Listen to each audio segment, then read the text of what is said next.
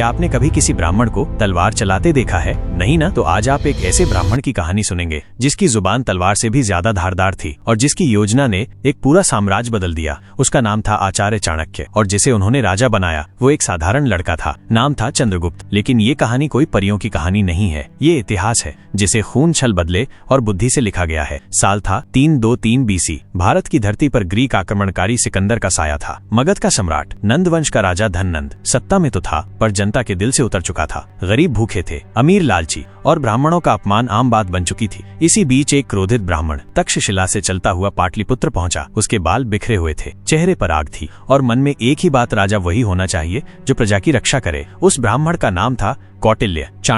चाणक्य को बुलाया गया राज दरबार में, जहां वो अपनी बात रखने गए। लेकिन वहां जो हुआ उसने भारत का इतिहास ही बदल डाला। राजा धननंद ने सरेआम चाणक्य का अपमान किया, उनकी जाति का मजाक उड़ाया और उन्हें दरबार से बाहर फेंक दिया। किसी और के लिए ये अपमान होता तो शायद वो चुपचाप चला जाता, लेकिन चाणक्य ने वहीं मिट्टी उठाकर कसम खाई, मैं इस नंद वंश को नष्ट कर दूंगा और भारत को एक ऐसा सम्राट दूंगा जो न्याय और नीति से राज करेगा। अब शुरू हुई वो लड़ाई जो तलवार से नहीं, बुद्धि, रणनीति और साहस से लड़ी जानी थी। चाणक्य तक्षशिला लौटे, जहाँ वे गुरु थे, शिक्षक थे। वहीं उन्होंने एक तेजस्वी बालक को देखा, धूप में नंगे पांव दौड़ता, आंखों में सपने और सीने में आग। उसका नाम था चंद्रगुप्त। चंद्रगुप्त कोई राजघराने से नहीं था, वो साधारण था, लेकिन चाणक्य को उसमें एक असाधारण राजा दिखा। उन्होंने चंद्रगुप्त को अपनाया, उसे राजनीति सिखाई, रणनीति सिखाई, ताकत, त्याग और तप का मतलब समझाया। तक्षशिला में उन्होंने चंद्रगुप्त को ऐसे तैयार किया जैसे कोई युद्ध के लिए शस्त्र बनाता है। इस दौरान सिकंदर की मौत हो चुकी थी, लेकिन उसके पीछे छोड़े गए सेनापति अब भारत में अधिकार जमाना चाहते थे। चाणक्य और चंद्रगुप्त ने इसका फायदा उठाया।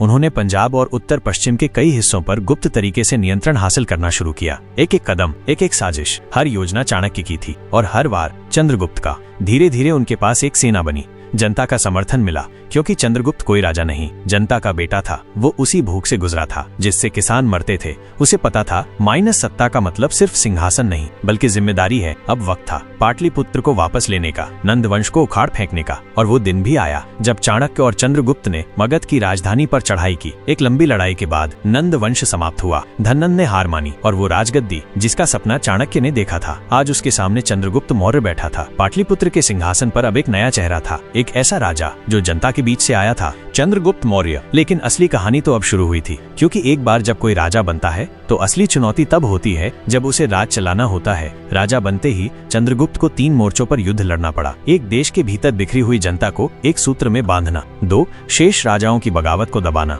3, और सबसे बड़ा यूनानी ताकत को भारत से बाहर खदेड़ना। यूनानी सेनापति सेल्यूकस निकेटर अब पश्चिम से भारत पर कब्जा जमाने चला आया था। वो वही सेल्यूकस था जो कभी सिकंदर का खास सिपह सालार था। अब उसकी नजर थी तक्षशिला, गांधार और सिंध पर। लेकिन सेल्यूकस को नहीं पता था कि अब भारत का राजा कोई आम योद्धा नहीं बल्कि वो चंद्रगुप्त था, जिसके पीछे खड़ा था चाणक्य जैसा मस्तिष्क। चाणक्य को मालूम था यूनानियों को ताकत से हराना पड़ेगा, लेकिन साथ ही चालाकी से भी। उन्होंने चंद्रगुप्त को सलाह दी, जंग तब जीती जाती है जब दुश्मन तुम्हारी चाल को समझने से पहले तुम उसकी सोच को हराओ। फिर शुरू हुई रणनीति। चंद्रगुप्त ने सीमा पर सैनिकों की नई टुकड़ियां खड़ी की। गुप्तचरों को यूनानी शिविरों में भेजा गया, हर हरकत पर नजर रखी गई और फिर शुरू हुआ भारत और यूनान का भीषण युद्ध। ये युद्ध केवल तलवारों का नहीं था, ये युद्ध था धैर्य, रणनीति और अधिकार का। सेल्यूकस ने सोचा था कि वो भारत को एक बार फिर रौंद डालेगा, लेकिन उसे नहीं पता था कि चंद्रगुप्त अब सिकंदर जैसा नहीं, वो भारत की मिट्टी से पैदा हुआ राजा था। एक एक करके चंद्रगुप्त की सेनाओं ने यूनानी किलों को तोड़ डाला। सेल्यूकस को पीछे हटना पड़ा और आखिरकार सेल्यूकस ने शांति की बात की। अब कहानी ने एक नया मोड़ लिया। चंद्रगुप्त ने न सिर्फ उसे माफ किया बल्कि एक राजनीतिक गठबंधन भी किया। सेल्यूकस की बेटी की शादी चंद्रगुप्त से कर दी गई और बदले में चंद्रगुप्त को मिला अफगानिस्तान का हिस्सा, बलूचिस्तान और सिंध का नियंत्रण। अब भारत का राजा सिर्फ मौर्य नहीं था, वो संपूर्ण उत्तर भारत का सम्राट बन चुका था। चाणक्य की नीति एक बार फिर सफल हुई। उन्होंने सिखाया था हर युद्ध जीतने के लिए जरूरी नहीं कि खून बहाओ,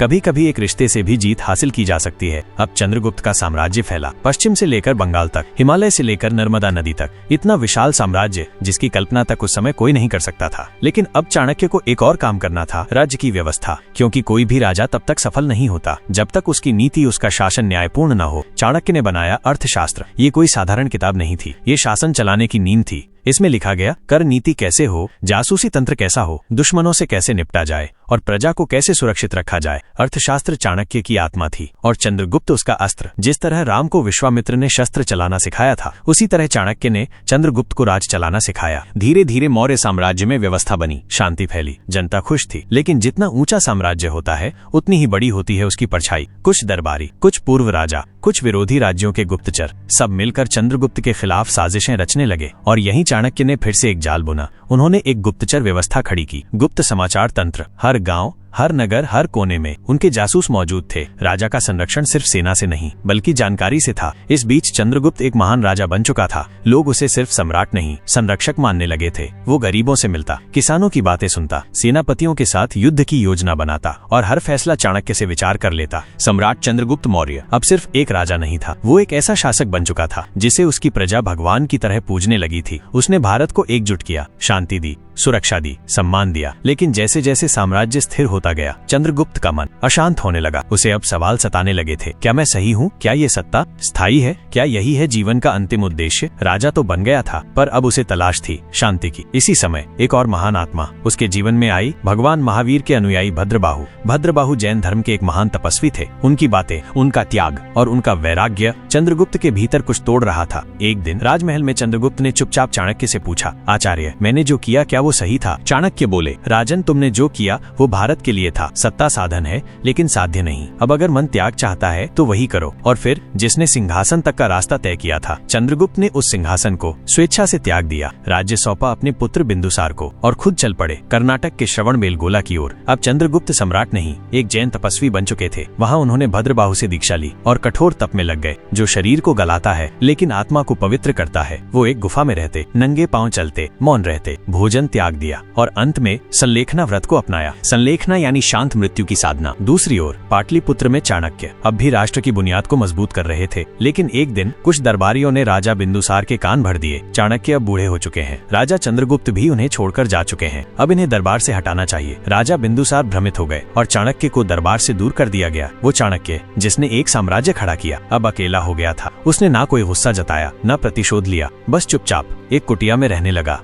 लेकिन जब बिंदुसार को सच्चाई का एहसास हुआ तो वो भागा भागा चाणक्य के पास पहुंचा। लेकिन तब तक बहुत देर हो चुकी थी। चाणक्य अब इस दुनिया को छोड़ चुके थे। कुछ कहते हैं उन्होंने प्रायश्चित स्वरूप अपने प्राण खुद त्याग दिए, कुछ कहते हैं उन्होंने अग्नि समाधि ली। लेकिन जो बात सच है, जिस मिट्टी में उन्होंने चंद्रगुप्त को राजा बनाया, वहीं उसी मिट्टी में वो लौट गए। इतिहास में ऐसे बहुत से योद्धा हुए, बहुत से राजा हुए, लेकिन चाणक्य और चंद्रगुप्त की जोड़ी वो सिर्फ एक शासन की कहानी नहीं है, वो कर्तव्य, त्याग और धर्म की कहानी है। एक ब्राह्मण जिसे अपमानित किया गया था, उसने बदला भी लिया, लेकिन खून से नहीं, नीति से। और एक राजा जिसने दुनिया पर राज किया, लेकिन अंत में सिंहासन को त्याग दिया और मौन को अपनाया। इतिहास में उन्हें भले ही पन्नों में सीमित कर दिया गया हो, लेकिन चंद्रगुप्त और चाणक्य हर उस भारतीय के दिल में है जो जानता है कि बुद्धि की ताकत तलवार से कहीं बड़ी होती है। कहते हैं इतिहास केवल पुरानी कहानियों का संग्रह नहीं होता, बल्कि वो आईना होता है जिसमें आज का आदमी अपना भविष्य देख सकता है। चंद्रगुप्त और चाणक्य की कहानी भी कुछ ऐसी ही है। एक ऐसा जोड़ा जो सत्ता की भूख में नहीं, कर्तव्य की प्यास में जन्मा था। अगर चाणक्य चाहते तो वो खुद राजा बन सकते थे, लेकिन उन्होंने सत्ता को नहीं, सच्चे नेतृत्व को चुना। उन्होंने राजा बनाया पर खुद राज के पीछे खड़ा रहा। और चंद्रगुप्त वो राजा बना जिसने सत्ता को केवल सेवा समझा। आज हम जिस भारत को जानते हैं, उसकी पहली राजनीतिक एकता की नींव इन्हीं दोनों ने रखी थी। मौर्य साम्राज्य सिर्फ एक भूभाग नहीं था, वो एक सोच थी कि भारत सिर्फ टुकड़ों का देश नहीं, बल्कि एक सभ्यता है। इतिहास गवाह है, सैकड़ों राज्यों को एक धागे में पिरोना वो काम न तलवार कर सकती है, न कानून, वो कर सकता है एक आदर्श राजा और एक दूरदर्शी गुरु। चंद्रगुप्त और चाणक्य यही उदाहरण है। आज जब हम घोटाले, सत्ता की लड़ाई, जनता से दूरी, तो याद आता है एक चंद्रगुप्त था जो जनता से मिलने जंगलों तक चला जाता था, और एक चाणक्य था जो राजा को हर रात एक सवाल पूछता था। प्रजा चैन से सोई? अगर उत्तर नहीं होता तो अगली सुबह पूरा दरबार जवाब मांगता। और यही कारण था कि चंद्रगुप्त का शासनकाल इतिहास में न्याय व्यवस्था और विकास का प्रतीक बन गया। नदी परियोजनाएं, कृषि सुधार, बाजार की निगरानी और कर व्यवस्था सब चाणक्य की नीति से संचालित थीं। इतिहास ये भी बताता है कि चाहे दुश्मन कितना भी बड़ा क्यों न हो, अगर रणनीति और नैतिकता आपके साथ है तो जीत जरूर आपकी होगी।